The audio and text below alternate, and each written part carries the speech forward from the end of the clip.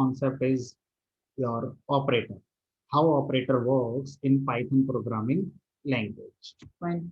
So basically जब हम operator की बात करते हैं तो ऑपरेटर का मीनिंग होता है जो हमारे कोई मैथमेटिकल ऑपरेशन को परफॉर्म करते हैं या कोई रिलेशनल ऑपरेशन को परफॉर्म करते हैं या लॉजिकल ऑपरेशन को परफॉर्म करते हैं।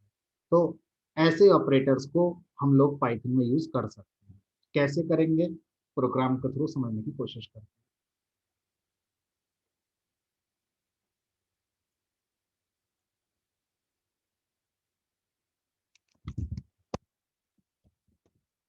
तो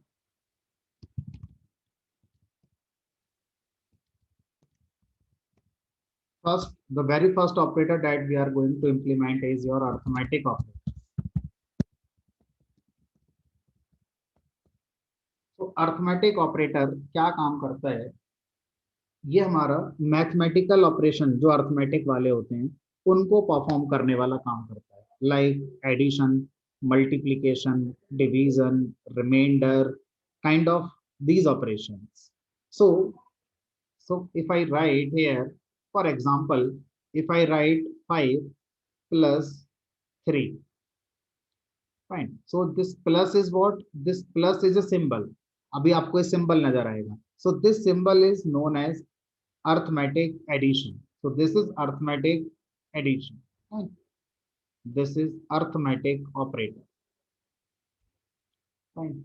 And what about these 5 and 3 values? These are the values. और इन्हीं values को हम क्या बोलते हैं टेक्निकल टर्म में, operands. These are the operands. Operands उन कॉन्सेप्ट्स को कहते हैं जो किसी ऑपरेटर पे हमारा अप्लाई किया जा रहा है. ठीक है, तो ये हमारे ऑपरेंड्स हो गए. अब ये जो ऑपरेंड्स हैं ये हमारी वैल्यू भी हो सकती हैं, वेरिएबल भी हो सकते हैं, लाइक आई प्लस जे. और आई के अंदर जो वैल्यू है और जे के अंदर जो वैल्यू है उस पर अर्थमेटिक एडिशन परफॉर्म होगा. ठीक है, तो here operands are values and here operands are variables. Operands एक एक्सप्रेशन भी हो सकता है, like I can write 2 plus 3 as expression, then plus 3 plus 4. So for this plus operator, this expression is the operand, and again this expression is second operand. So for this plus operator, operands are expressions. These are the expressions. So पहले हम इन expression को solve करेंगे, उसके बाद फिर इस expression को solve करेंगे, फिर ये अर्थमेटिक प्लस हमारा काम करेगा. तो ऐसा नहीं करना है कि पहले 3 plus 3 करते हैं, नहीं, पहले इसको सॉल्व करना है. जो रिजल्ट आएगा वो हमारा फाइनल ऑपरेंड बनेगा इस प्लस के लिए, और फिर इसको सॉल्व करेंगे अगेन इसको. सो एक होता है ऑपरेटर, एक होता है ऑपरेंड. ऑपरेटर वो जो ऑपरेशन करे, दैट इज ऑपरेटर. ऑपरेंड वो जिस पर ऑपरेशन किया जाए. तो ऐसे समझ लो जैसे एक डॉक्टर होता है और एक पेशेंट होता है. डॉक्टर वो है जो आपका ऑपरेशन करता है. किस पर ऑपरेशन करता है? पेशेंट के ऊपर. तो पेशेंट हो गया यहाँ पर कौन? मेरा ऑपरेंड, जिस पर ऑपरेशन किया जा रहा है, 5 पर और 3 पर. ठीक है, और डॉक्टर कौन है? ये है डॉक्टर. ठीक है, ये हो गया आपका प्लस. फाइन. सो अर्थमेटिक ऑपरेटर्स की अगर हम बात करें तो ये एक नहीं है, कई सारे होते हैं. जैसे एक होता है प्लस, एक होता है अर्थमेटिक सब्ट्रैक्शन, एक होता है अर्थमेटिक मल्टीप्लिकेशन, एक होता है अर्थमेटिक ट्रू डिवीजन, एक होता है arithmetic float division, sorry it is floor division, not float. And one more is your remainder division, and last one is your power operator. So these are the 1 2 3 4 5 6 7 operators in Python programming language under arithmetic category. So अब इन सब का meaning क्या है, कैसे इनका use किया जाता है, उसको देखते हैं. So if I write here 10 plus like 4, so you will get 14 as output. 10 और 4 का हम प्लस करेंगे तो 14 आउटपुट में आएगा। इसी तरह से अगर मैं लिखता हूं यहाँ पर प्रिंट 10 माइनस 4, सो अब ऑर्डर इंपॉर्टेंट हो गया। यहाँ पर देखो आप 10 प्लस 4 लिखें या 4 प्लस 10 लिखें, you will get same output. But here, if you write 10 minus 4 and if you write 4 minus 10, then you will not get same result. You will get different result. Suppose if you write 4 minus 10, so arithmetic rule क्या होगा? First operand, this is the first operand minus second operand. ठीक है, इस according चलना है। तो अगर हम ऐसे देखेंगे तो पहले वाले का आएगा 6, दूसरा वाले का आएगा -6।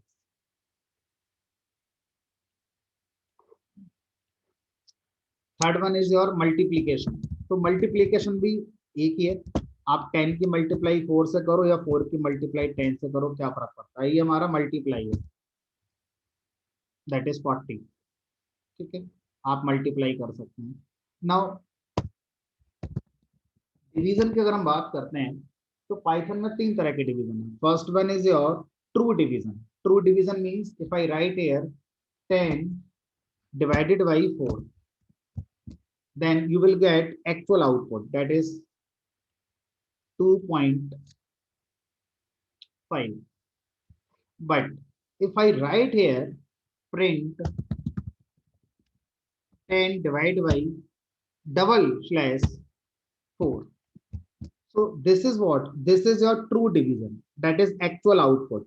This is your floor division. floor का मतलब क्या होता है, देखो मान लीजिए आप जिस जगह बैठ के क्लास ले रहे हो अभी, तो आप नीचे की तरफ देखो तो आपको फर्श नजर आएगा, ऊपर की तरफ देखो तो आपको छत नजर आएगी। फर्श को बोलते हैं फ्लोर और छत को बोलते हैं सीलिंग। ठीक है, जैसे सीलिंग फैन होता है ना, छत वाला पंखा। इसी तरह से ये जो ऑपरेटर है ये क्या करता है, ये पहले डिवीजन करेगा, डिवीजन करा इसने तो आउटपुट क्या आया होगा 2.5। अब 2.5 का अगर मैं आपसे कहूं न्यूमेरिक वैल्यू बनाओ बिना दशमलव के, तो क्या बनाओगे, तो आप बोलोगे सर 3 भी हो सकती है, आप बोलोगे सर 2 भी हो सकती है। तो अब अगर नीचे की तरफ जाओगे, फर्श की तरफ जाओगे तो 2 आएगा, ऊपर की तरफ देखोगे छत की तरफ जाओगे तो 3 आएगा। ठीक है, तो यहाँ पर ये जो ऑपरेटर है इसको हम क्या बोलते हैं, फ्लोर। फ्लोर फ्लोर डिवीजन, यानी कि ये आपका अर्थमेटिक का जो रिजल्ट आएगा वो बिना दशमलव के लेकर आएगा, और किस की तरह से लेकर आएगा, जो भी रिजल्ट आ रहा है उसका फ्लोर वैल्यू कंसीडर करेगा, ना कि सीलिंग वैल्यू कंसीडर करेगा। इसीलिए क्या बोलते हैं इसे, फ्लोर डिवीजन कहा जाता है। ठीक है, तो if I run this code you will get only 2। अब आप बोलें सर सीलिंग डिवीजन, तो अभी तक तो नहीं बना, हो सकता अगले वर्जन में आ जाए कोई ऑपरेटर जो सीलिंग डिवीजन करके दे दे, अभी तक नहीं। ये भी बाद में ही ऐड करा है, पहले ये भी नहीं था, ये बाद में ऐड करा है। अभी पाइथन 2 में तो ये था ही नहीं, हो सकता है पाइथन 4 में सीलिंग डिवीजन भी आ जाए। फिलहाल आगे बढ़ते हैं। Next is your modulo division और रिमाइंडर डिवीजन। अब ये मॉडलो डिवीजन और रिमाइंडर डिवीजन क्या होती है, तो देखो अगर बच्चों की तरह लिखें यहाँ पर तो ये 10 हो गया, और ये हो गया 4, और ये हो गया 4 2 जा 8। अब आपने क्या करना है, यहाँ पर ये आ गया 2, तो अगर हम टर्म बोलें तो इसको बोलते हैं कोशेंट, भागफल।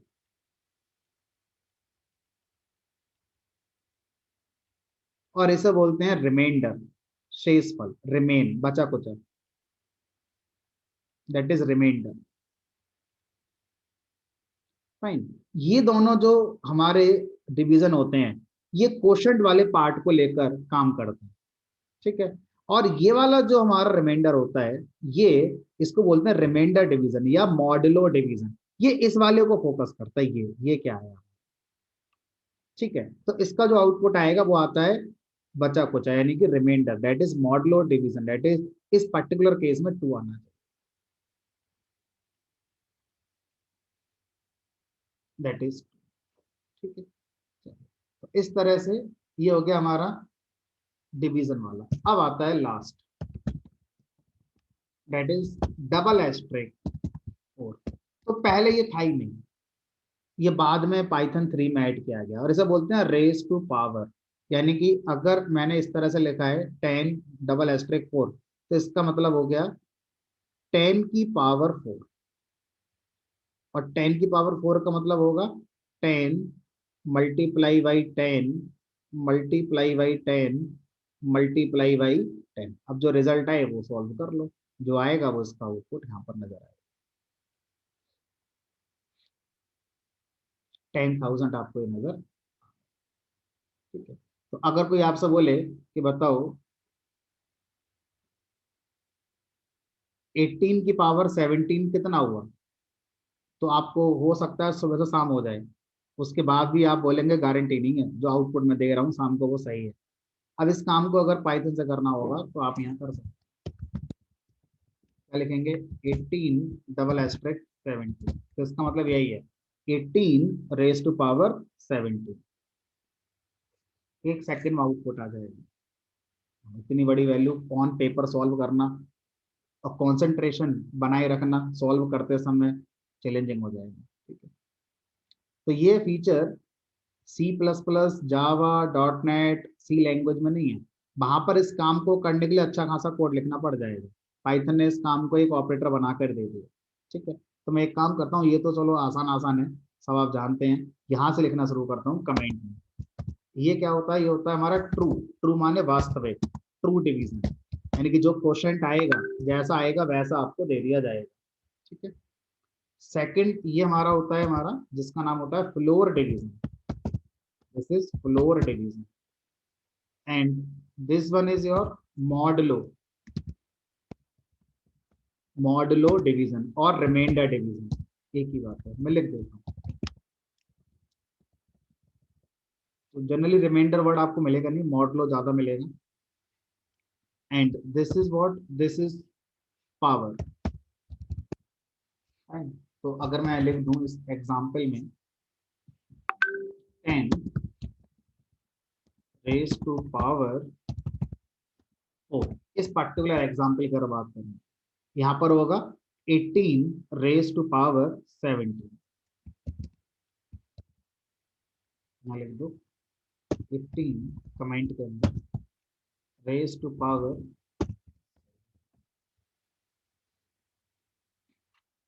ठीक। So these are the arithmetic operators in Python programming language. You can use these arithmetic operators while writing the logic. Suppose if you write logic to calculate simple interest, so definitely you know the formula of simple interest, that is principal into rate of interest into tenure. That into is what? Into is your arithmetic multiplication. नहीं तो ऐसा नहीं है कि आपने लिख दिया into 2 × 5, ये तो दशमलव हो गया, 2.5 हो गया, इंटू कहाँ हुआ, तो पाइथन में इंटू का मतलब क्या होगा, दिस वन, ठीक है। Now move to second operator. Second operator is your assignment operator. Assignment operator ये एक ऐसा ऑपरेटर है जिसको हम बेचारा भी कह सकते हैं। वो तो बड़ा इंपॉर्टेंट है, लेकिन हम इसे कभी नहीं पढ़ते, किसी लैंग्वेज में नहीं पढ़ते, तो हम इसको आज पाइथन में पढ़ ही लेते हैं, है ना। ये करता क्या है इसका नेचर है, इसकी बात करें। So basically assignment operator equal to symbol से रिप्रेजेंट किया जाता है, बोलते इसे इक्वल टू है, लेकिन होता ही असाइनमेंट ऑपरेटर। फिर सर इसे क्या बोलते हैं, इसे भाई हम लोग बोलते हैं डबल इक्वल टू। जो हम लोग प्रोग्रामर की लैंग्वेज है उसमें हम लोग इसे डबल इक्वल टू के नाम से जानते हैं, और इसको इक्वल टू के नाम से जानते हैं। तो इसको बोलते हैं बेसिकली असाइनमेंट ऑपरेटर। तो अभी हम इसकी बात नहीं कर रहे, अभी हम इसी की बात कर रहे हैं।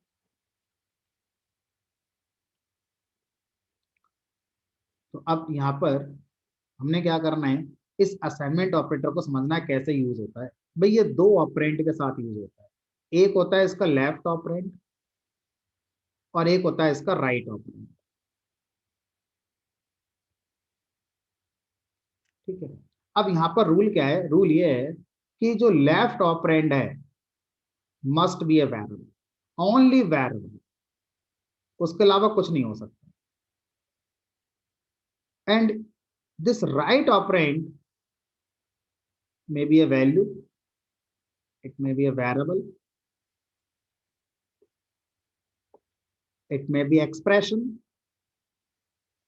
it may be a function call,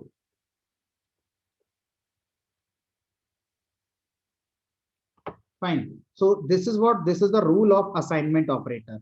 आपको लेफ्ट ऑपरेंड और राइट ऑपरेंड लिखना है. लेफ्ट ऑपरेंड सिर्फ और सिर्फ वेरिएबल हो सकता है और कुछ नहीं हो सकता. राइट में आप वैल्यू भी लिख सकते हैं, वेरिएबल भी लिख सकते हैं, एक्सप्रेशन भी लिख सकते हैं और एक फंक्शन कॉल भी लिख सकते हैं. चलो लिख कर देखते हैं. तो मैंने लिखा एक्स एक वेरिएबल का नाम है, इक्वल टू एक वैल्यू दे दी 10. तो सर ये तो हम जानते हैं पहले से. हाँ, जो आप जानते हैं उसी को असाइनमेंट ऑपरेटर कहते हैं. तो यहाँ लिख दिया हमने प्रिंट एक्स. तो डेफिनेटली विल गेट दिस 10. ठीक है. Now suppose what I want to initialize one more variable y.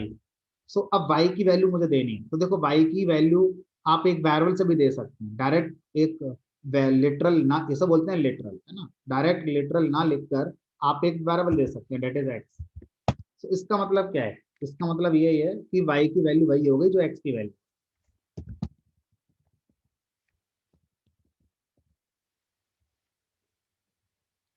ठीक. अब बात करते हैं एक और वेरिएबल z. अब z को मैं लिख रहा हूँ x प्लस वाई प्लस 5. तो अब सोचो ये एक एक्सप्रेशन हो गया. अब ये मत सोचना कि जेड में एक्स आएगा कि वाई आएगा कि 5 आएगा. नहीं, तीनों में से कोई नहीं आएगा. ये एक एक्सप्रेशन कहा जाएगा और इस एक्सप्रेशन का जो रिजल्ट है वो हमारा जेड में आके स्टोर होगा. ठीक है. तो अब एक्स की लेटेस्ट वैल्यू 10 है, वाई की वैल्यू भी 10 है और 5 ये हो गया. तो 10 + 10 + 5 यानी 25 बनेगा और जेड में आके स्टोर हो जाएगा.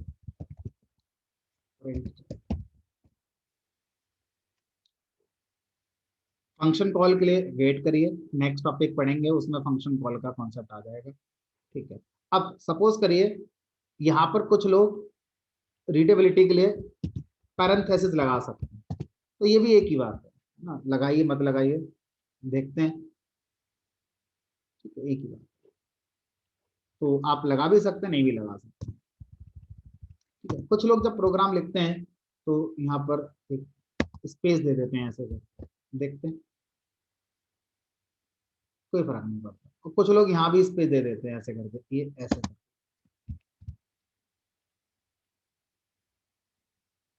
Just for readability. अब ऐसे कर दें तो ठीक है. तो अब रीडेबिलिटी अच्छी नहीं है तो खराब हो गई. तो जनरली हम लोग क्या करेंगे, या तो किसी भी ऑपरेटर के पहले स्पेस के साथ जाते हैं या नहीं जाते हैं. तो जैसे आपका मन करे वैसे आप जा सकते हैं. मैं जनरली स्पेस देना पसंद नहीं करता इधर उधर. क्यों? क्योंकि दो की प्रेस करनी पड़ती है अननेसेसरी. हाँ, कोई दे दे अपने आप तो अच्छी बात है, मना क्यों करें इससे. ठीक है. चलो, अब बात करती है कि लेफ्ट हैंड में हमेशा वेरिएबल है. देखो ये वेरिएबल है, ये वेरिएबल है, ये वेरिएबल. अब हमने पाइथन की बात नहीं मानी और लिख दिया यहाँ पर वैल्यू कि हम चाहते हैं कि के नाम के वेरिएबल में 10 आ जाए. तो आप वास्तव में चाहते क्या हो? आप के की वैल्यू 10 करना चाहते हो या 10 की वैल्यू के करना चाहते हो? तो असाइनमेंट ऑपरेटर से पूछा गया आप क्या करते हो. इसने कहा कि मेरा काम है राइट वाले को पहुंचाना लेफ्ट. डायरेक्शन फिक्स है इसकी, यानी कि असाइनमेंट ऑपरेटर की डायरेक्शन फिक्स है. राइट को उठाकर लेफ्ट में रखेगा, के को उठा के 10 में रखेगा. आप ये कहना चाहते हैं. इमेजिन करिए अगर मैं के की जगह पर यहाँ पर जेड लिख दूं तो जेड की वैल्यू क्या है? 25. तो आप ये कहना चाहते हैं कि 10 25 के बराबर हो जाएगा या 10 की वैल्यू 25 हो जाएगी? नहीं. तो ये इलीगल है, लिखते ही एरर आ जाएगी. ठीक है. Can not assign to literal. 10 is a literal. आप लिटरल को कोई वैल्यू असाइन नहीं कर सकते, वेरिएबल को वैल्यू असाइन कर सकते. ठीक है. तो ये गलत हो जाएगा. तो ये हो गया पाइथन का असाइनमेंट ऑपरेटर. लेकिन ये जो हमने अब पाइथन का असाइनमेंट ऑपरेटर पढ़ा है ये इसका बेसिक नेचर है. अब इसका एडवांस नेचर देखते हैं. पाइथन का असाइनमेंट ऑपरेटर का एडवांस नेचर क्या है? एडवांस नेचर ये है कि sir suppose I need to initialise multiple variables in a same statement. Suppose what I want to initialize two variables like I and j. So what I will write here I equal to 10, j equal to 20. Now what I want to initialize these two variables in the same line. So what you will do, you will write like this. No, you will get error. Why? Because this is independent statement and this is your second statement.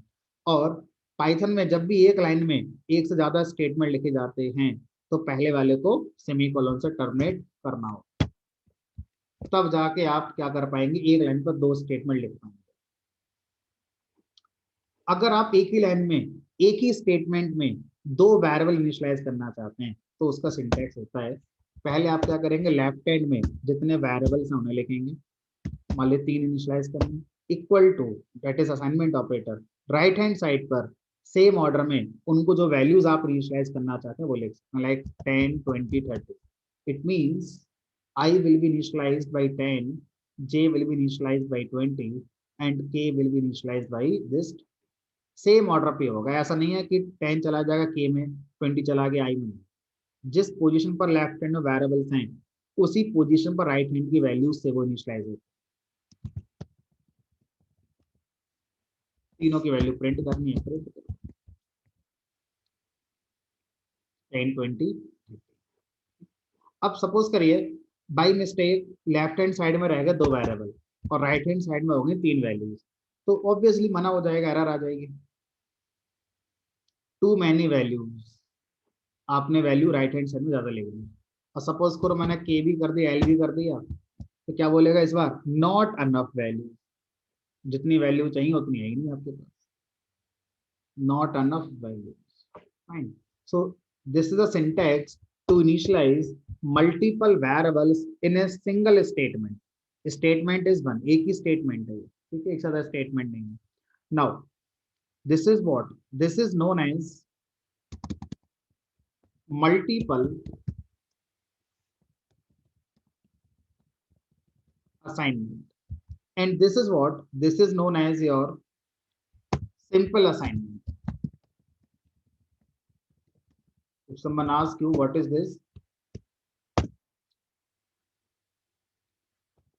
this is known as simple assignment, this is known as multiple assignment. Now we are also having one more type of assignment, that is chained assignment. So point is what, suppose you need to initialize all these three variables like I, j, k, but this time you need to initialize all these variables using same values. So what you will write, you will write like I comma j comma k is equal to 10 comma 10 comma 10। ये तो करेंगे और क्या करें, क्योंकि आपकी requirement यही है कि मुझे तीनों वेरिएबल को सेम वैल्यू से इनिशियलाइज करना है, कर दिया, तो आपकी मेहनत बचाई जा सकती है। अगर आप इस बात को लेकर एग्री हैं कि सारे वेरिएबल एक ही वैल्यू से इनिशियलाइज होंगे, तो आप एक दूसरा सिंटेक्स लिख सकते हैं, वो है I equal to J equal to K equal to 10।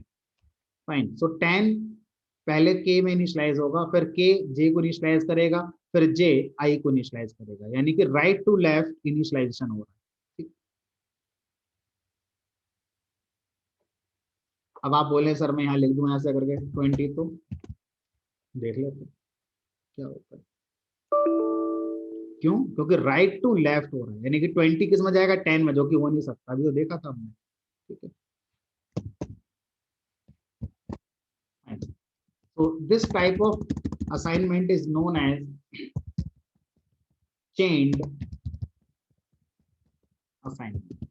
This is known as chained assignment. So first one is your simple assignment, second one is your multiple assignment, this one is your chained assignment, this is this.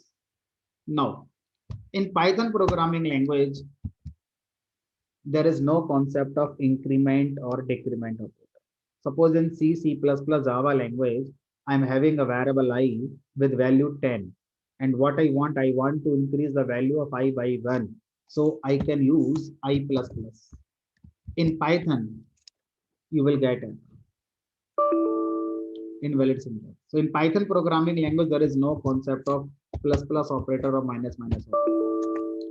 तो अब जो लोग सी Java background के बोलेंगे sir for loop का क्या होगा, हमारे फॉर लूप तो चल ही नहीं पाएगा, क्योंकि फॉर लूप तो इसके बिना शायद हमने नहीं लिखा है। ठीक है, एक्चुअल कॉन्सेप्ट क्या है वो अलग है, लेकिन हमारा एक्सपीरियंस यही है कि अगर हमने 10 बार फॉर लूप लगाया है सी प्लस प्लस जावा में, तो 10 के 10 बार ये प्लस प्लस माइनस माइनस के साथ ही लगाया। पाइथन ने तो मना कर दिया कि हमारे यहाँ तो प्लस प्लस माइनस माइनस होता ही नहीं है। तो अब आप ये सोचेंगे कि पाइथन में फॉर लूप नहीं होता है, हो सकता है होता हो, सिंटेक्स दूसरा हो, यही होगा, फॉर लूप तो हमारे यहाँ भी होगा बट सिंटेक्स दूसरा होगा। सर क्वेश्चन ये नहीं है कि फॉर लूप क्या होगा, क्वेश्चन ये है कि मुझे यही काम करना है तो कैसे करें। मुझे किसी वेरिएबल में एक का इंक्रीमेंट करना है तो कैसे करें? तो दो रास्ते हैं। पहला रास्ता है जो अदर लैंग्वेज में भी होता है, I equal to I plus one, ये भी तो काम कर सकते हैं। इसका मतलब क्या है? इसका मतलब ये है, हो सकता है पहली बार मैं आपको ऐसी चीजें लिख रहा हूँ, आगे जब भी ऐसी चीज आएगी तो इसका मतलब कैसे इंटरप्रेट करना है वो समझ। यानी कि आप एक एक्सप्रेशन लिख रहे हैं, this is what, this is an expression. कैसे एग्जीक्यूट होगा हमारा? जिसमें लेफ्ट हैंड साइड में एक वेरिएबल है और राइट हैंड साइड में एक वेरिएबल है और दोनों के दोनों वेरिएबल सेम। तो अब यहाँ पर आई की वैल्यू क्या यूज करी जाएगी और यहाँ पर आई की वैल्यू क्या यूज करी जाएगी, इसको समझना। तो जब इस तरह से किसी वेरिएबल की वैल्यू को हम लोग चेंज करते हैं तो पहले राइट हैंड साइड एग्जीक्यूट होती है। ठीक है, तो पहले राइट हैंड साइड एग्जीक्यूट होगी। तो अभी जो करंट वैल्यू आई की है दैट इज 10, तो यहाँ पर 10 कंसिडर करी जाएगी और प्लस वन, यानी कि अभी क्या बन जाएगा 11। और ये 11 कहाँ जाकर स्टोर कर दिया जाएगा? आई के अंदर स्टोर कर दिया जाएगा। यानी कि after executing this statement you will be having latest value of I that is 11। सो अगर आप आई का इस्तेमाल आगे के लाइन में कहीं करेंगे तो आई की वैल्यू क्या बन गई हमारी 11। तो अगर आपके किसी भी स्टेटमेंट में लेफ्ट हैंड साइड पे एक वेरिएबल है, राइट हैंड साइड में वही वेरिएबल है, तो राइट हैंड साइड पहले एग्जीक्यूट हो रही है, होती है, और भले ही इसमें वेरिएबल ये होता या नहीं होता, पहले राइट हैंड साइड ही एग्जीक्यूट होगी और राइट हैंड साइड पर वो वेरिएबल की जो अभी करंट वैल्यू है वो यूज होगी और अपडेट होने के बाद वो वैल्यू लेफ्ट हैंड साइड में अपडेट हो जाएगी। सो अब अगर मैं यहाँ पर लिखता हूँ I equal to I plus one, so यहाँ पर आई की नई वैल्यू क्या हो जाएगी? आई की पुरानी वैल्यू प्लस वन, यानी कि 11 हो जाएगी। ऐसे कर, ये प्लस प्लस नहीं तो ऐसा भी तो कर ही सकते हैं। दूसरा तरीका होता है I plus equal to one, यानी कि I equal to I plus one का एक शॉर्टकट है प्लस इक्वल टू। तो इसका मतलब इंटरनली यही होता है, I equal to I plus. देखो इतना लिखने में और इतना लिखने में कितना डिफरेंस आएगा, देखो जरा गिनो, एक दो तीन चार पांच, आपको पांच की प्रेस करनी पड़ेगी और इसमें एक दो तीन चार, बस एक की बचेगी प्रेस करने से, इससे ज्यादा फर्क नहीं पड़ेगा। तो बहुत से प्रोग्रामर कहते हैं एक बच रही बचा लेते हैं, यही यूज करेंगे। तो बहुत से ऑथर्स, बहुत से प्रोग्रामर्स जब किसी वेरिएबल को बाई वन इंक्रीज करते हैं तो इस तरह के नोटेशन आप देख सकते हैं। ठीक है, तो इसका मतलब भी यही है। ठीक है, और इसे हम क्या बोलते हैं? इसे हम बोलते हैं कंपाउंड असाइनमेंट। कंपाउंड मतलब होता है, जब केमिस्ट्री पढ़ते थे कभी हम, तो उसमें कंपाउंड आता था, जो क्या होता था, मिश्रण, जिसमें एक से ज्यादा चीजें मिली हों, उसे क्या बोलते हैं? कंपाउंड। तो यहाँ पर दो चीजें मिली हुई हैं, एक तो अर्थमेटिक ऑपरेटर मिला हुआ है और एक हमारा असाइनमेंट ऑपरेटर मिला हुआ है, तो इसलिए क्या कहलाया मिलकर हमारा ये कंपाउंड असाइनमेंट। ठीक है, चलो अब यहाँ पर हम लोग पढ़ तो इसको रहे हैं आई प्लस प्लस को फोकस करते हुए, लेकिन ऐसा नहीं है कि ऐसा ही होगा। आप अगर ऐसा कर देंगे तो ये मना थोड़ी करेगा कि आई प्लस इक्वल टू फाइव। तो अब इसका मतलब क्या हो जाएगा? इसका मतलब हो जाएगा I equal to I plus five. आप यहाँ पर 5 लिखें, 50 लिखें, 15 लिखें, आपका मन है। आप यहाँ माइनस लिखें, मल्टीप्लाई लिखें, डिवाइड लिखें, मॉडुलस लिखें, आपका मन। यानी कि यहाँ पर आप कोई भी अर्थमेटिक ऑपरेटर लिख सकते हैं, प्लस माइनस मल्टीप्लाई डिवाइड कोई सा भी लिख सकते हैं, और यहाँ पर आपका कोई वैल्यू आ सकती है, इंटीजर फ्लोट दोनों में से कोई वैल्यू आप ले सकते हैं। ठीक है, चलो हम प्लस के साथ लेके चलते हैं।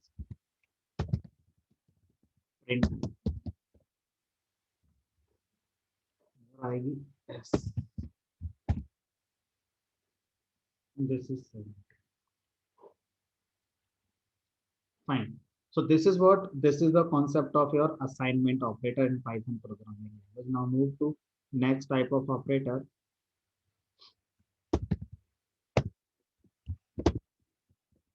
Next is your relational operator.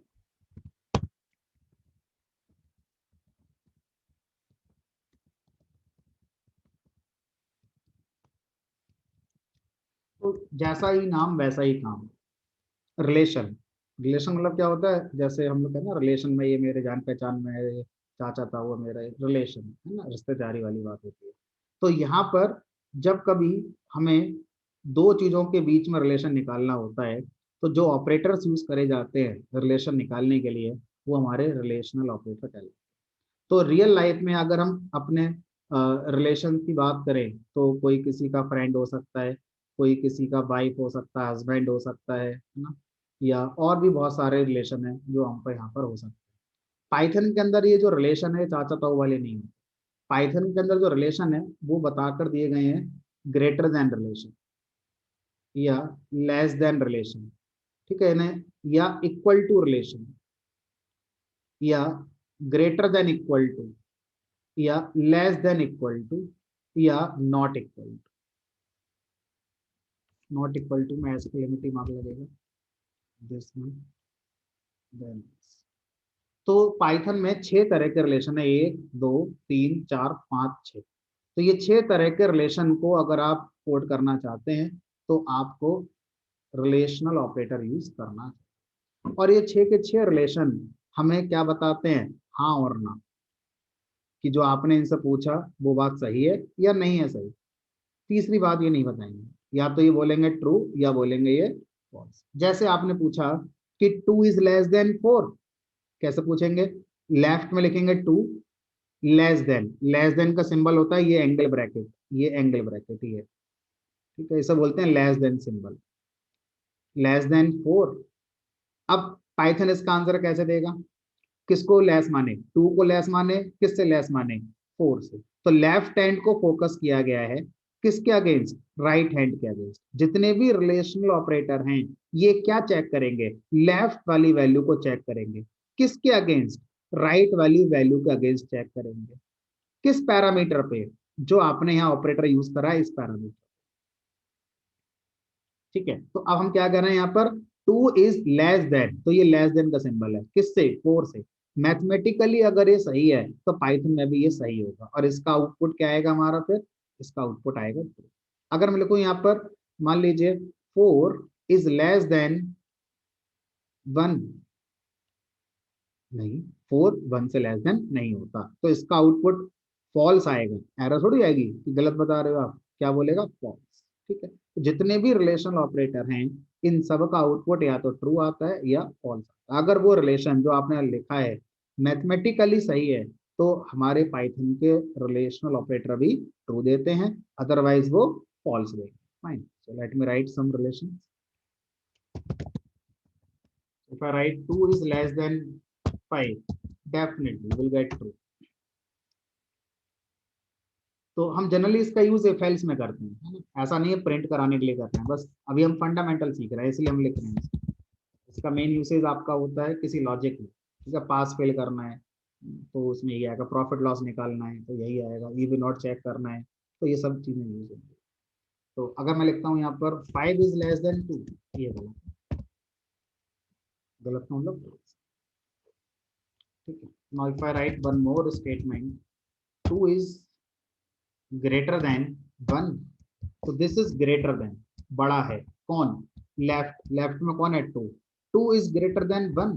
अगर ये बात सही है तो ट्रू आएगा, अदरवाइज फॉल्स। तो if I write here 10 is greater than 8, नहीं, 10 8 से ग्रेटर नहीं होता, फॉल्स, सॉरी, होता है, 10 is greater than 8 obviously, mathematically 10 हमारा 8 से ग्रेटर होता है, so basically I wanted to write 1, so 1 is greater than 8, exactly, no, that is false. Fine, so I'm having one more relational operator that is less than or equal to, so यहाँ पर मैं लिख सकता हूँ 2 is less than or equal to 2। तो यहाँ पर ये दो बातें चेक कर रहा है, इनमें से अगर एक भी सही हो गई तो ट्रू दे देगा।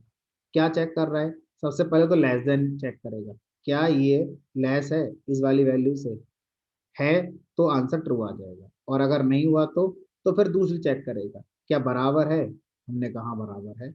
अगर एक बात भी सही है, चाहे ये वाली चाहे ये वाली, तो आंसर ट्रू आएगा। तो क्या आ जाएगा इसका, ट्रू। इसी तरह से हमारे पास होता है एक greater than, 2 is greater than equal to 2. Yes, 2 से ग्रेटर तो नहीं होता लेकिन बराबर तो होता ही है।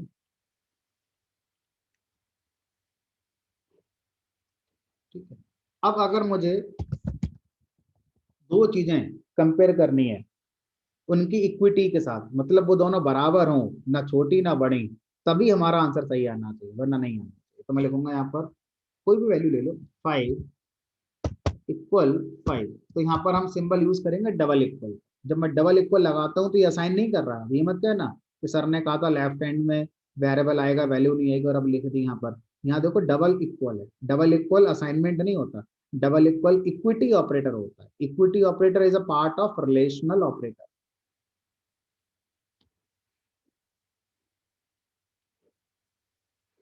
If I write here print 5 equal to 6,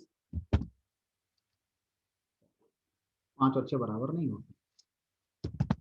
I write here 5 not equal to 6, not equal to कैसे बनेगा, एज किलोमीटर मार्क लगाएंगे, कहाँ मिलेगा, एक नंबर की पे है मेरे की पैड में, शिफ्ट के साथ दबाएंगे, फिर इक्वल टू सिंबल, इसे बोलते हैं not equal to. Not equal to पढ़ा जाता है।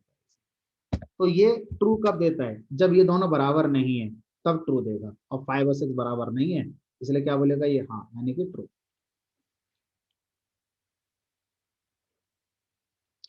फाइन, तो ये हो गया हमारा रिलेशनल ऑपरेटर। आगे बढ़ते हैं, नेक्स्ट आता है हमारा जिसका नाम होता है लॉजिकल ऑपरेटर।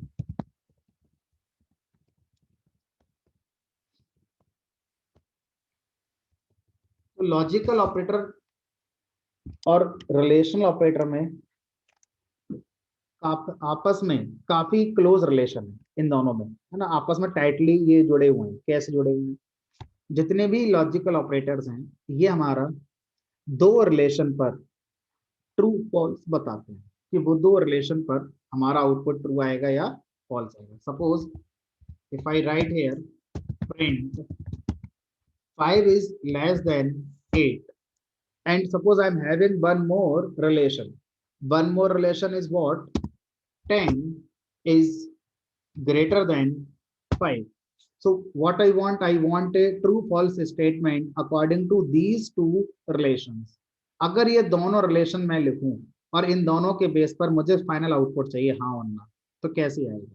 तो लॉजिकल ऑपरेटर कहते हैं आप हमसे ऐसा ले सकते हैं, और ऐसा करने के लिए हमें लॉजिकल ऑपरेटर्स मिला, एक है एंड, एक होता है हमारा और एक होता है हमारा A and D and. C plus plus Java dot net में लॉजिकल एंड को डबल एम्परसेंड से लिखा जाता था। तो यानी सो अगर हम ये दोनों सही होने पर ही फाइनल आउटपुट ट्रू चाहते हैं तो इन दोनों के बीच में क्या लगेगा, एंड।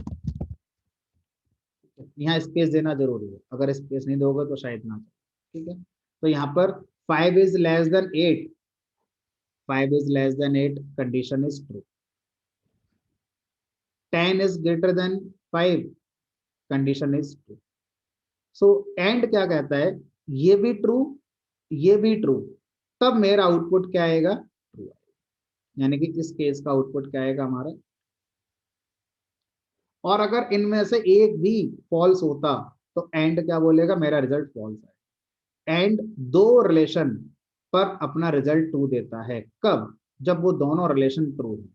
अगर एक भी रिलेशन फॉल्स हो गया, चाहे लेफ्ट वाला चाहे राइट वाला, क्या देगा हमारा output false. If I write here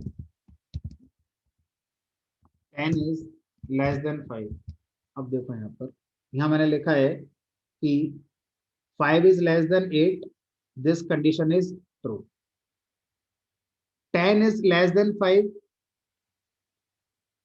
10 is less than 5, this condition is false, this condition is true। It means ये क्या बोलेगा कि भाई फॉल्स, क्योंकि दोनों ट्रू होंगे तभी सही चलेगा।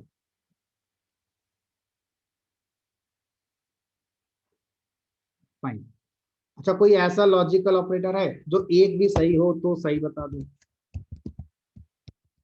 उसके लिए क्या यूज करेंगे, और लॉजिकल।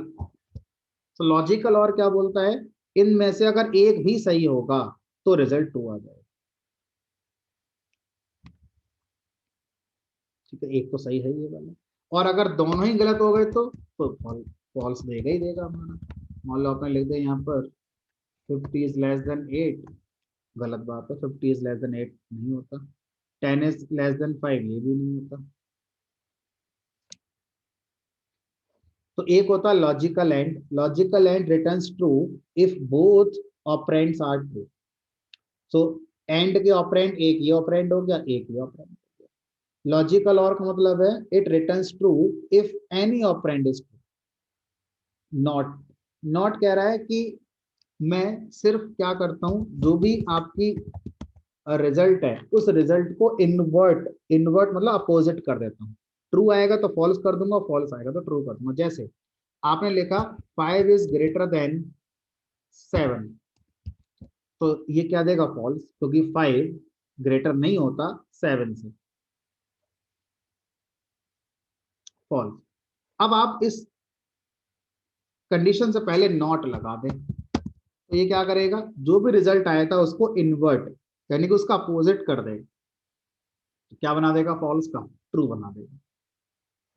ठीक है, तो ये क्या हो जाएगा हमारा यहाँ पर लॉजिकल ऑपरेटर कहलाता है।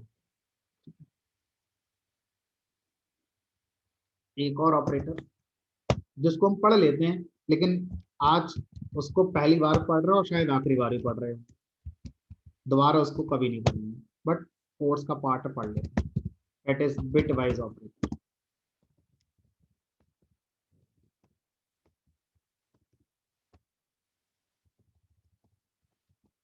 बिट वाइज ऑपरेटर क्या होता है, बिट वाइज ऑपरेटर हमारा न्यूमेरिक वैल्यूज पे काम करते हैं, है ना, कंडीशन पे काम नहीं करते, न्यूमेरिक वैल्यूज पे काम करते हैं।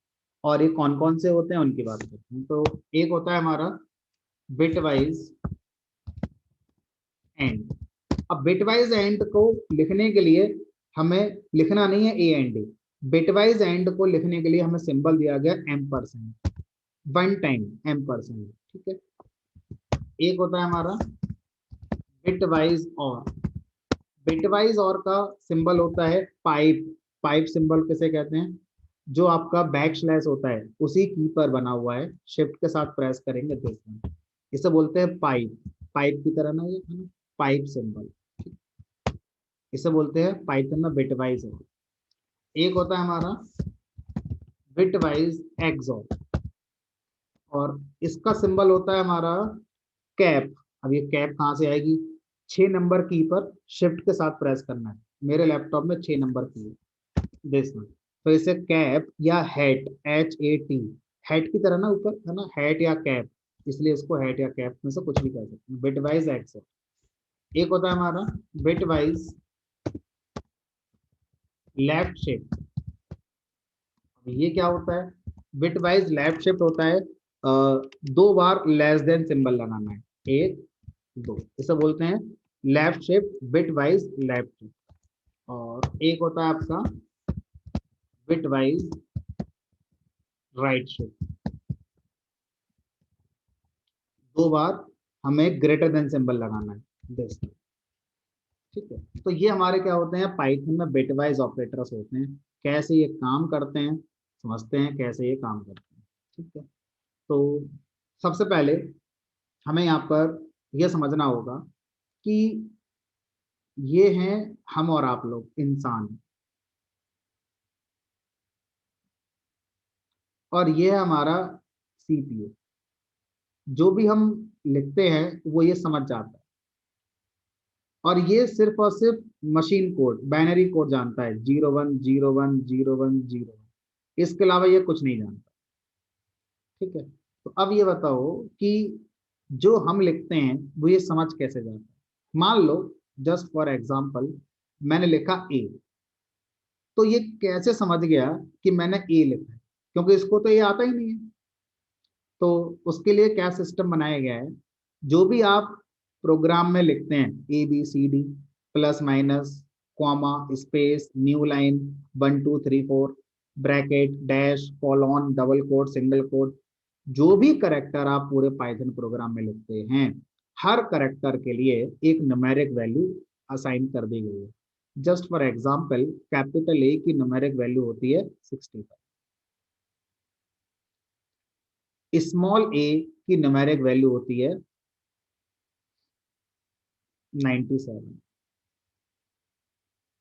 ठीक है, अब 65 दे दें सीपीयू को, हमने कहा नहीं 65 भी समझ में नहीं आएगा इसे, तो फिर क्या करें अब इस 65 को हम कन्वर्ट करते हैं बाइनरी में, 010101। कैसे करते हैं उसका मैथमेटिकल फार्मूला है, हम उसमें इंटरेस्टेड बिल्कुल नहीं है ना। आपने कभी पढ़ा होगा अपनी कॉलेज लाइफ में तो देख लेना, वरना गूगल पर देख लेना, हमारे स्कोप का कॉन्सेप्ट नहीं है। तो इस वैल्यू को बाइनरी में कन्वर्ट कर दिया जाता है और हमारा सीपीयू समझ जाता है कि आप क्या कहना चाहते हैं। इसी तरह से स्मॉल ए की वैल्यू 97 होती है और इस 97 का भी मशीन कोड बना दिया जाता है 0101, और ये पहुंच गया सीपीयू के पास। अच्छा, इसी तरह से अगर मैंने लिखा मान लीजिए 1, तो इस 1 की भी कोई न्यूमेरिक वैल्यू होती है या सीधा 1 का न्यूमेरिक बनेगा? हमने कहा नहीं, इस 1 की भी न्यूमेरिक वैल्यू होती है और 1 डिजिट की न्यूमेरिक वैल्यू रखी गई है 49। ठीक है, 49 का 01 बनेगा और ये जाएगा कहां पर? इसके पास। तो इस तरह से जो भी सिंबल है, plus minus less than greater than space new line slash T, हर किसी की न्यूमेरिक वैल्यू होती है और इन न्यूमेरिक वैल्यू को फिर बाइनरी में कन्वर्ट कर दिया जाता है, तब जाके आपके लिखे हुए करेक्टर को सीपीयू समझ पाता है। और इतना फास्ट होता है कि हमें पता भी नहीं चलता, 1 सेकंड का 1000वें हिस्से में हो जाता है। ठीक है, स्पीड की वजह से हमें पता भी नहीं चलता ये सब हो रहा है बैकग्राउंड में, लेकिन ये हो रहा है। अब सोचिए, ये जो न्यूमेरिक वैल्यूज हैं ये कहाँ से शुरू होती हैं और कहाँ तक जाती हैं? कहाँ तक जाती हैं इसका आंसर अभी हम नहीं देना चाहते, कहाँ से शुरू होती हैं ये आंसर हमें पता है। ये हमेशा पॉजिटिव होती हैं और शुरू होती हैं 0 से। तो कोई ना कोई करेक्टर ऐसा जरूर होगा जिसकी न्यूमेरिक वैल्यू 0 होगी, और कोई ना कोई करेक्टर ऐसा जरूर होगा जिसकी वैल्यू 1 होगी, जिसकी वैल्यू 2 होगी, जिसकी वैल्यू, कुछ ना कुछ ऐसा जरूर हमारा होगा। ठीक है, अब हम क्या जानना चाहते हैं? हम ये जानना चाहते हैं कि अगर मैंने यहाँ पे लिखा प्रिंट 5 बिटवाइज एंड 6, तो इसका मतलब यह है कि पहले आप ये पता करो 5 का बाइनरी रिप्रेजेंटेशन क्या होता है, 5 का न्यूमेरिक वैल्यू क्या है। 5 की न्यूमेरिक वैल्यू आई थिंक होगी, देखो 0 की होती है 48,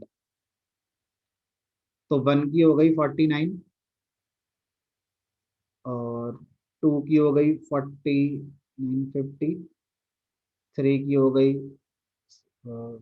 51, 4 की हो गई 52, 0 1 2 3 4, 5 की हो गई 53। तो अब 53 का क्या पता करो? बाइनरी पता करो कैसे है। ठीक है, 53 का जो भी बाइनरी आएगा वो आपको यहाँ पर लिखना है। अब सर कहाँ से लाएंगे ये? हम कहीं नहीं जा रहे, हम तो अपने लैपटॉप का कैलकुलेटर यूज करेंगे। ये आया कैलकुलेटर, ये ओपन करें और देखो यहाँ पर जाएंगे तो एक ऑप्शन आता है स्टैंडर्ड, स्टैंडर्ड के अंदर जाएंगे तो एक मिलेगा आपको साइट साइंटिफिक होता है, चेक कर लेते हैं। नहीं, प्रोग्रामर पे जाओ। So in programmer you will find this bin, bin मतलब बाइनरी। मैंने लिखा 5, जैसे ही मैंने 5 लिखा ये क्या आ गया? 5 का बाइनरी आ गया। तो जो सबसे पहला 0 है उसको छोड़ सकते हैं, तो ये हमारा इसका बाइनरी दिखा रहा है 0101। तो 5 का बाइनरी क्या होता है? 0101, 0101। यानी कि जब मैं 5 लिखता हूं तो इंटरनली ये 0101 है। इसी तरह से 6 का बाइनरी होता है 0110। तो लिख लिया मैंने यहाँ पर ये 0110। फाइन, नाउ अब क्या करना है? अब ये एंड ऑपरेशन करना है by considering 0 as a false and 1 as true. अब सोचो, ये ट्रू है और ये एंड ऑपरेशन है, और एंड ऑपरेशन कौन सा करना? अभी जो मैंने सिखाया जस्ट पहले में, कि एंड क्या कहता है? जब दोनों ट्रू हो तभी ट्रू आएगा। तो ये ट्रू, ये फॉल्स, तो यहाँ पर क्या आएगा? फॉल्स। फॉल्स का मतलब यानी इसका एंड जब करेंगे तो 1 एंड 0, रिजल्ट आएगा 0। क्यों? क्योंकि फॉल्स, दोनों ट्रू हैं तभी ट्रू आएगा, ये दोनों ट्रू हैं, ट्रू आएगा। तो क्या नाम है? बिट वाइज, एक एक बिट पर ऑपरेशन करना है। 5 की हर बिट का एंड ऑपरेशन करना है 6 की सेम बिट के साथ। तो 5 को रिप्रेजेंट करने के लिए 4 बिट लगी, ये बिट है, इन्हें बोलते हैं बिट। और ये 6 को रिप्रेजेंट करने की 4 बिट है। ठीक है, तो इनका जब एंड करा तो आया 100। अब ये बताओ 100 किस नंबर का बाइनरी है?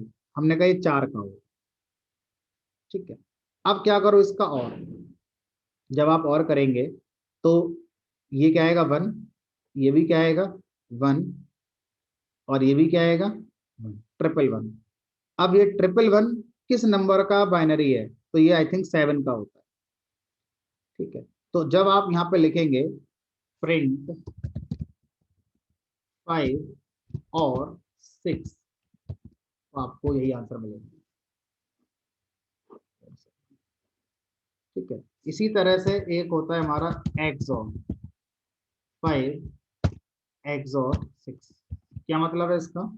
इसका मतलब होता है एक्सक्लूसिव और। एक्सक्लूसिव और का मतलब होता है जब दोनों बिट अपोजिट होंगी तब आपका ट्रू आएगा। दोनों बिट अपोजिट है, दोनों बिट अपोजिट मतलब ये दोनों अपोजिट है, ट्रू आएगा। ये दोनों अपोजिट है, ट्रू आएगा। ये दोनों सेम है, फॉल्स आएगा। ये दोनों तो कंसीडर नहीं करना, 0 0। तो यहाँ पर क्या आएगा हमारा? ये आएगा 1 1, ये आ गया आपका 1 1। तो 1 1 जिस नंबर का न्यूमेरिक वैल्यू होता होगा वो आपके सामने आ जाएगा। चलिए, ठीक है, तो ये आपका क्या आ गया? ये आ गया आपका आउटपुट। तो ये हो गया बिट वाइज ऑपरेशन। तो आज हम पहली बार पढ़ रहे हैं और यकीन मानो आखिरी बार भी पढ़ रहे हैं। ये इंटरव्यू में अगर कोई पूछ ले तो अलग बात है, अदरवाइज इसकी कहीं हमें जरूरत नहीं पड़ रही है। हाँ, अगर आप आईओटी के कॉन्सेप्ट को इम्प्लीमेंट करेंगे, आप कोई लाइक किसी मोटर में चलने वाला कोड लिखेंगे, किसी टॉय में कोई इलेक्ट्रॉनिक कार है उसमें कोई प्रोग्राम चलाना चाहते हैं, तो शायद वहां पर इसका जरूरत हमें पड़ सकता है।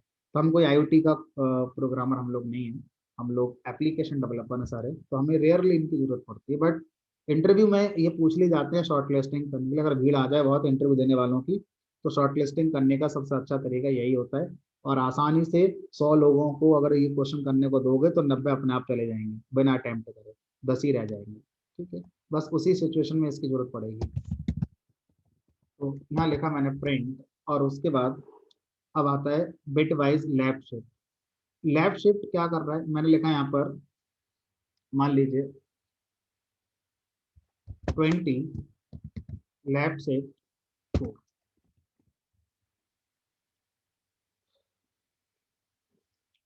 तो लेफ्ट शिफ्ट का मतलब होता है कि इस 20 का क्या लिखो?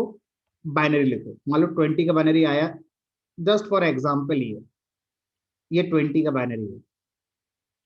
अब क्या करना है? इसकी हर बिट को लेफ्ट में शिफ्ट करना है, यानी कि इस 1 को यहाँ ले आओ, इस 0 को यहाँ ले जाओ, इसको यहाँ ले जाओ, इसको यहाँ ले जाओ, और इसको बाहर कर दो, इसको आउट कर दो, और यहाँ पर एक नई बिट इंट्रोड्यूस कर दो 0। तो आपने ऐसा एक बार कर लिया। अब फिर से जो नया बाइनरी बना है फिर से लेफ्ट शिफ्ट करो उसमें। कितनी बार करना है ये प्रोसेस? 4 बार। अब आखिरी बार जब आपका जो बाइनरी बना है वो किस नंबर का बाइनरी है, जब वो चेक करोगे तो वो आपका आउटपुट है। सर ये तो बहुत कॉम्प्लिकेटेड हो जाएगा। तो इसका शॉर्टकट है, जब आप लेफ्ट शिफ्ट ऑपरेटर की बात करते हैं तो इसका मतलब होता है कि इस 20 की मल्टीप्लाई करनी है 2 से। रिजल्ट जो आएगा उसकी मल्टीप्लाई फिर करनी है 2 से, फिर जो रिजल्ट आएगा उसकी फिर से मल्टीप्लाई करनी है 2 से, और फिर जो रिजल्ट आएगा उसकी फिर मल्टीप्लाई करनी है 2 से। कितनी बार हो गया ये? 4 बार। बस यही ध्यान रखना है। तो लेफ्ट शिफ्ट का मतलब है लेफ्ट में जो वैल्यू लिखी है इसकी मल्टीप्लाई 2 से करनी है, और जो रिजल्ट आएगा उसकी मल्टीप्लाई फिर 2 से करनी है। और ऐसा कब तक करना है? जो राइट साइड लिखा है इतने टाइम, 4 टाइम, इसलिए इसका आउटपुट कितना आएगा 320। ये ट्रिक है याद करने की, समझने की। ठीक है, तो ये हो गया लेफ्ट साइड ऑपरेटर। सो अगर मैं यहां पर लिख दूं, मान लीजिए 5 लेफ्ट शिफ्ट 3, तो इसका मतलब क्या होगा, 5 की मल्टीप्लाई करनी है 2 से, 3 से नहीं करनी है, ध्यान रखना। ये टाइम्स हैं, कितने टाइम करनी है, किससे करनी है वो फिक्स है, करनी 2 से ही है। कितनी बार करनी है वो ये नंबर बता रहा है, 4 बार करनी है कि 3 बार करनी है। इसका मतलब हो गया 5 की मल्टीप्लाई करनी है 2 से, रिजल्ट आया 10, उसकी मल्टीप्लाई फिर करनी है 2 से, रिजल्ट आया 20, उसकी मल्टीप्लाई फिर करनी है 2 से, रिजल्ट आया फाइनल 40। इट मीन्स इस 5 को हमें मल्टीप्लाई करना है 2 से, रिजल्ट को फिर मल्टीप्लाई करना है 2 से, कितने टाइम, 3 टाइम। ठीक है, तो 2 से करना है मल्टीप्लाई, वो फिक्स है, कितनी बार करना है वो राइट वाला ऑपरेंड बता।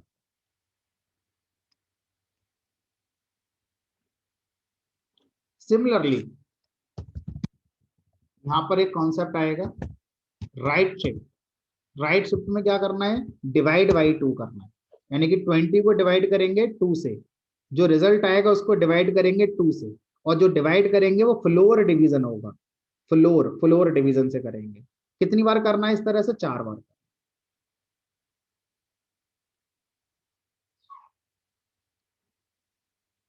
ठीक है, तो अगर इसको करके देखें तो पहले क्या करो, 20 को डिवाइड करना है 2 से, रिजल्ट आ गया 10, इसको फिर डिवाइड करना है 2 से, फ्लोर डिवीजन है हर बार, डेट इज आया 5, 5 को फिर डिवाइड करना है 2 से, रिजल्ट आएगा 2, फ्लोर डिवीजन है। ठीक है, 2 को फिर डिवाइड करना है 2 से, रिजल्ट आ गया। कितनी बार हो गया, 1 2 3 4, इसलिए आउटपुट क्या आ रहा है हमारा 1। अगर मैं यहाँ पर सर 3 लिख दूं तो रिजल्ट क्या आ जाएगा फिर हमारा, ये वाला, और इसका रिजल्ट क्या आएगा फ्लोर में 2।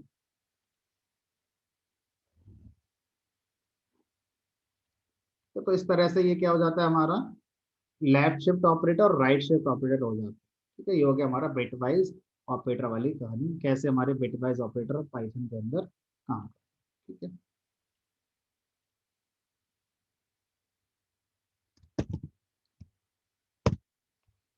आगे चलते हैं।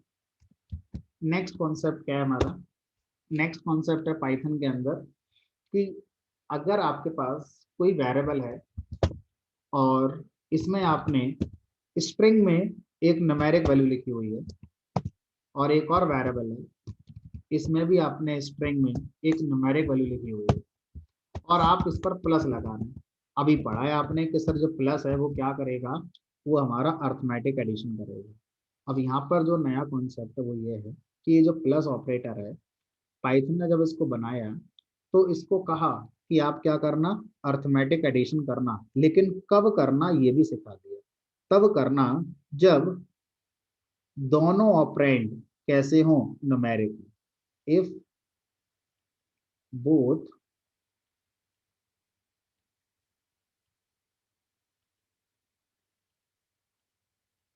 Operands are numeric.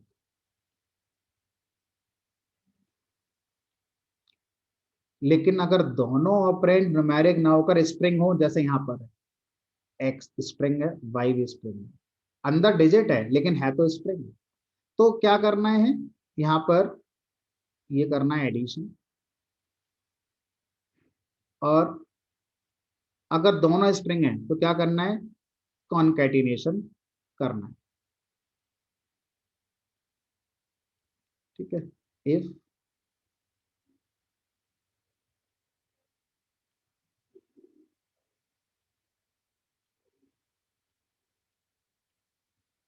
Both operands are string, जब दोनों ऑपरेंड हमारे स्ट्रिंग होंगे तो क्या करना है, कॉन्कैटिनेशन।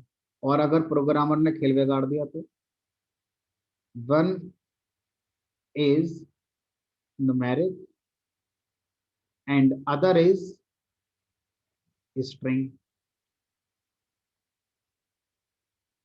तो एरर। ठीक है, तो अभी आप प्लस को 3 तरह से समझेंगे। प्लस एडिशन करता है अगर न्यूमेरिक है दोनों ऑपरेंड, कंकैटिनेशन करता है, मर्ज कर देता है अगर दोनों ऑपरेंड स्प्रिंग है। अगर एक न्यूमेरिक है और एक स्प्रिंग है तो एरर के लिए तैयार है। ठीक।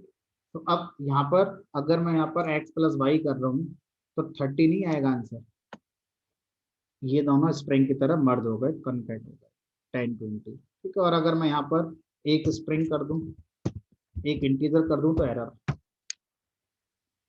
कह रहा है can only concat spring, spring को स्प्रिंग से कॉन्कैट कर सकते हैं। और अगर दोनों इंटीजर कर दूं तो दोनों न्यूमेरिक हो गए, फिर तो एडिशन हो ही जाएगा arithmetic. Now the thing is what, suppose I am having this x as string, but इस स्प्रिंग में जो अंदर है वो डिजिट है, y स्ट्रिंग है और लेकिन उसके अंदर एक डिजिट है। What I want to convert this x string to integer. हम कैसे करेंगे? तो उसके लिए पाइथन के अंदर एक कॉन्सेप्ट होता है टाइप कास्टिंग का। So now we are going to introduce next concept, that is type casting. So type casting is what, converting one type of value into other type is known as type casting. So मुझे यहाँ पर क्या करना है, इस string को convert करना है इंटीजर में। सो Python provides a library function that is int. Using this library function int, you can convert a string into numeric. Fine. That is what type casting. Typecasting means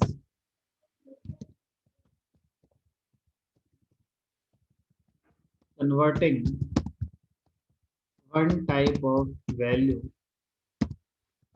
to other type. This is the concept of typecasting. So we have string to integer typecast. अगर आपको string को integer में convert करना है, so in Python programming language what you will do, suppose you are having this string, so you will call int function, and in the int function you will pass your string, and this int function will return a numeric value which is same as this string value, but you will get this time as integer. So here if you store it into a variable, सो ये जो string है जो आपने int function को पास करी है, ये function क्या करेगा, उस स्ट्रिंग को इंट में कन्वर्ट करके आपको दे देगा और आप उसे एक वेरिएबल में स्टोर कर लेते हैं। फॉर एग्जांपल इसी कोड को हम इंप्लीमेंट करते हैं। तो यहाँ पर मैंने क्या करा, यहाँ मैंने इंट फंक्शन कॉल करा, like print function, we are having int function in the Python library. So you need to pass a string variable here, that is x. So this function will convert this x from string to integer. और आपको क्या करना है, फिर उस result को store करना है एक वेरिएबल के अंदर। So you can use any variable like I. So this I is what, I is representing same value as X, but this time I represents 10 as integer. Similarly, what you can do, you can convert this y from string to integer. So I और j दो नए variable हैं integer type के, और उनमें 10 20 ही है। तो अगर आप इस बार i प्लस j करेंगे तो this time you will get this. अब यहाँ पर एक क्वेश्चन है कि सर किसी भी स्ट्रिंग को इंटीजर में कन्वर्ट कर देते हैं ये दोनों? हमने कहा नहीं, ऐसा नहीं है। मान लो मैंने यहाँ पे क्या करा, मैंने लिख दिया सोनू। अब ये बताओ ये जो इंट फंक्शन है ये सोनू को कैसे कन्वर्ट करेगा इंटीजर में? You will get error. So there is a rule. Rule is what? This int function convert this string into integer, but this string must contain only digits. If you are having other characters than digit, immediately you will get error. Invalid literal. Literal मतलब value. तो आप सोनू की बात कर रहे हैं, अगर आपने डिजिट के साथ अगर यहाँ पर ए भी लिख दिया तो एरर आ जाएगी। It is not possible. Fine. So ये ध्यान रखना है, हर स्ट्रिंग इंटीजर में कन्वर्ट नहीं हो सकती, सिर्फ वो स्ट्रिंग इंटीजर में कन्वर्ट हो सकती है जिसमें सिर्फ डिजिट लिखी। Fine, this is what, this is string to integer type casting. Now suppose you are having x y variable, but this time you are having 10.5 and 20.1 as string. So here definitely you will get 10.5 to 0.1 as concatenation result. But अगर आप उसे int में convert करेंगे तो अभी तो आप मना कर रहे थे कि भाई अगर डिजिट के अलावा कुछ हो गया और तो एरर आ जाएगी, और ये पॉइंट आ गया तो क्या ये एक्सेप्ट करेगा? हमने कहा नहीं करेगा, एरर दे देगा, बोलेगा मुझे वही स्ट्रिंग चाहिए जिसमें सिर्फ डिजिट हो, पॉइंट भी एक्सेप्ट नहीं करेगा। हाँ भैया, यहाँ तो ये सही चल रहा है। तो देखो इस बार शायद मैं इसको इंटीजर में कन्वर्ट करना भी नहीं चाहूंगा, क्योंकि इंटीजर में कन्वर्ट करूंगा तो ये लॉस हो जाएगा।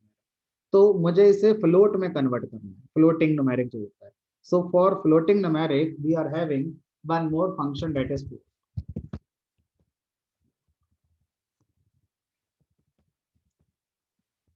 So float function convert this string into floating number. So I हमारा फ्लोटिंग है, j हमारा floating.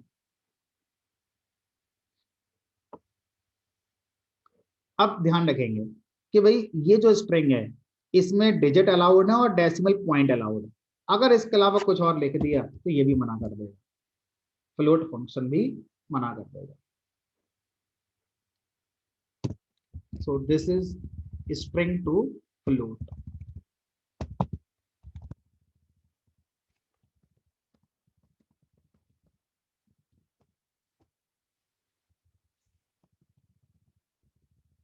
Function name is what? Float.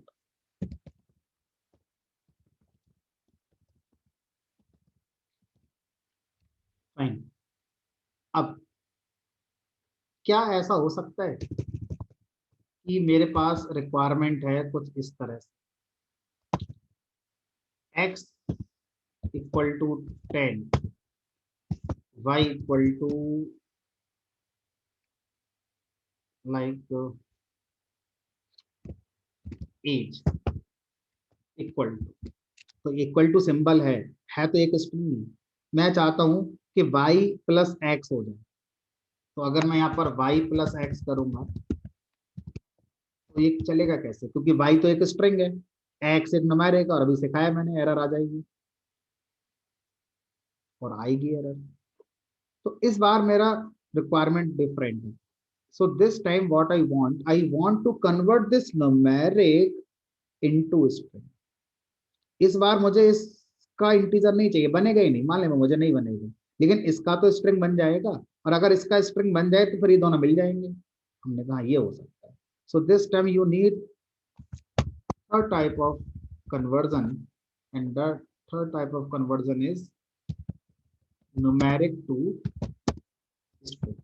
So numeric means चाहे ये इंटीजर हो चाहे फ्लोट हो, दोनों में सही है, ठीक है। numeric to string. For this purpose you are having function str. Using str function किसी भी numeric का string बनाया जा सकता। तो आप क्या करेंगे, ये जो x है पहले क्या करो, इसको यहाँ पर str में str के थ्रू कन्वर्ट कर लो, चाहे तो अलग वेरिएबल में रख लो कन्वर्ट करके, और चाहे तो इमीडिएटली कर दो, जैसे मैंने यहाँ पर कर दिया str। इससे क्या होगा, हमारा पहले x जो 10 है str फंक्शन से स्ट्रिंग में कन्वर्ट होगा, फिर वो जो स्ट्रिंग आएगी निकल कर यहाँ से वो और y मिल जाएंगे, age equal to 10. So this is the concept of your typecasting. How typecasting is implemented in Python programming language. तो इस तरह से हम क्या कर सकते हैं, टाइपकास्टिंग वाले कॉन्सेप्ट को समझ सकते हैं। इवन ये जो लास्ट में मैंने करके दिखाया है न्यूमेरिक टू str, ये बेसिकली आज तो न्यूमेरिक और str के बीच में मैंने समझाया है, कल को अगर मैं कुछ और नए टाइप की वैल्यू पढ़ा दूं, लिस्ट, टपल, सेट, रेंज वगैरह, उनको कभी अगर स्ट्रिंग में कन्वर्ट करना हो तो भी हम क्या कर सकते हैं, str फंक्शन का यूज करके कन्वर्ट कर सकते हैं स्ट्रिंग के अंदर। फाइन, चलिए अब आगे चलते हैं। हमारा C++ जावा लैंग्वेज में एक ऑपरेटर और हुआ करता था, और उस ऑपरेटर को हम पढ़ते भी नहीं थे वहां पर C++ जावा में, बट कागजों में होता था, और उसका नाम था टर्नरी ऑपरेटर। तो ये पाइथन के अंदर हमारा नहीं होता है। तो पाइथन के अंदर टर्नरी ऑपरेटर जैसा कोई कॉन्सेप्ट पाइथन में नहीं रहता। तो पाइथन ने पता है स्मार्टली बड़ा काम किया है। हर वो चीज जो C++ जावा में थी लेकिन हमने पढ़ी हुई उसको फोकस ही नहीं करा। पाइथन ने उसको कभी अपने अंदर दिया ही नहीं। अगर मैं समझाऊं आपके लिए तो C++ जावा में तीन तरह के लूप थे, फॉर वाइल डू वाइल। हमारा और आपका एक्सपीरियंस है, डू वाइल को हम लोग कभी पढ़ते ही नहीं। कोई कह देगा तो पढ़ लेंगे, अपने आप से नहीं करते वैसे। अपने आप से तो सबसे पहले किसकी याद आती है, फॉर लूप की। उसके बाद सोचते हैं अच्छा ये फॉर से नहीं हो रहा, चलो वाइल से कर लेते हैं। डू वाइल तो हम सोचते नहीं कभी। पाइथन ने कहा जब सोचोगे नहीं तो फिर हम देख के भी क्या करेंगे, फॉर्मेलिटी नहीं करनी। तो पाइथन के अंदर डू वाइल लूप ही नहीं होता इसीलिए। अब सोचिए, जब आपको C++ जावा में कंडीशन पढ़ाई गई तो आपको इफ एल्स कंडीशन दी गई और एक और दी गई जो आपको पता है, लेकिन अभी मैं बोलूंगा तो याद आ जाएगा, लेकिन अभी याद नहीं है। क्या नाम है उसका, switch case break default condition, है ना, ये भी होती थी। कोई कह देगा तो पढ़ लेंगे, लेकिन अपनी तरफ से हम कोई कंडीशन आएगी तो इफ एल्स ही लगाएंगे। तो ये जो स्विच केस कंडीशन है पाइथन ने हटा दी। जब आप यूज ही नहीं करेंगे तो रखकर क्या फायदा। ठीक है, तो पाइथन बहुत ही प्रैक्टिकल ओरिएंटेड है। जो आप चाहते हैं वही वहां पर रखा गया है, फॉर्मेलिटी वाली कोई चीजें नहीं रखी गई। ठीक है, इसी तरह से पाइथन में, अच्छा अगर हम सी में देखें तो हमारे पास डेटा टाइप बहुत सारे होते थे, signed, unsigned, byte, short, int, long, float, पता नहीं कितने कितने होते थे। पाइथन ने कहा फिर से नहीं पढ़ोगे, तो पाइथन ने सिर्फ एक ही टाइप रखा, इंट। कोई लॉन्ग नहीं, कोई शॉर्ट नहीं, कोई बाइट नहीं, कोई डबल नहीं, सिर्फ एक ही है, फ्लोट। तो चीजों को बहुत कॉम्पैक्ट किया गया है पाइथन के अंदर, है ना। सामने वाले को माना गया है कि एवरेज स्टूडेंट। जब जावा और सी लिखी जा रही थी तो उन्होंने ये माना था कि सामने वाला सब कुछ जानता है पहले से ही। लेकिन जब पाइथन लिखी जा रही थी तो उन्होंने ये मान के लिखी है कि सामने वाला बिगिनर है, उसे कुछ नहीं आता। और उसी तरह से उन्होंने सिंटैक्स दिए और उसी तरह से उन्होंने कॉन्सेप्ट वहां पर दिए। ठीक है, चलो तो ये हमारा टाइप कास्टिंग हो जाता है। अब नेक्स्ट क्लास में हम लोग पढ़ेंगे यूजर से इनपुट कैसे लिया जाएगा। तो आज हम इतने ही रखेंगे, आगे नहीं बढ़ेंगे, है ना। कभी और स्टूडेंट्स हैं जो आपके बैच में ज्वाइन होने हैं, तो अभी हम थोड़ा सा आज नहीं रखते हैं। तो नेक्स्ट क्लास जो हमारा होगा सेम टाइम, दैट इज 5:30, और 5:30 पर हम लोग मिलेंगे और इसके आगे कंटिन्यू करेंगे। और नेक्स्ट टॉपिक हमारा होगा यूजर इनपुट। यूजर से इनपुट हम लोग कैसे वैल्यू लेते हैं और फिर कैसे उस पर ये सारी चीज़ें अप्लाई करते हैं जो अभी तक हमने पढ़ी हुई हैं। तो अभी तक की क्लास का किसी का कोई क्वेश्चन है आप मुझसे पूछ सकते हैं।